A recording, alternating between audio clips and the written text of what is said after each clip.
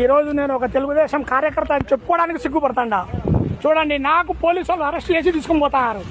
నేను ఇంతకుముందు జగన్ మీద పోరాడి ప్రాణాలకు తెగించి పోరాడి ఏం ఫలం వచ్చింది? నా సీఎం ప్రోగ్రాంకి వస్తే నన్ను అరెస్ట్ చేసి బయటికి తీసుకొని పోతారు. ఇది జరిగేది, ఇది జరుగుతుంది. చూడండి, ఇది జరుగుతుంది.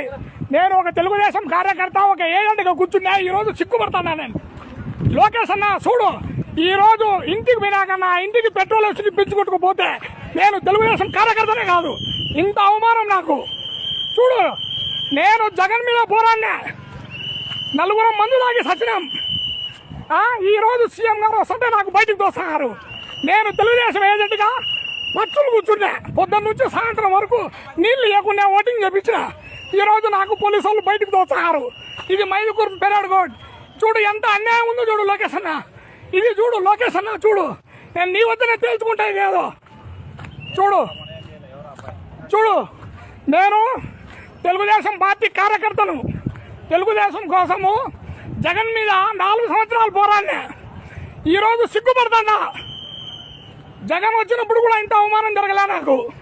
చంద్రబాబు నాయుడు గారు వచ్చే నాకు ఇంత అవమానం చేసి బయటికి ఇడుస్తున్నారు పోలీసు వాళ్ళు, కడప జిల్లా పోలీసు వాళ్ళు. నేనేమన్నా ఆతంకవాదినే? ఇంతకుముందు కూడా ఇదే వీడియో పెట్టా. చూడండి ఎంత అన్యాయమో. చూడండి, నాకు బయట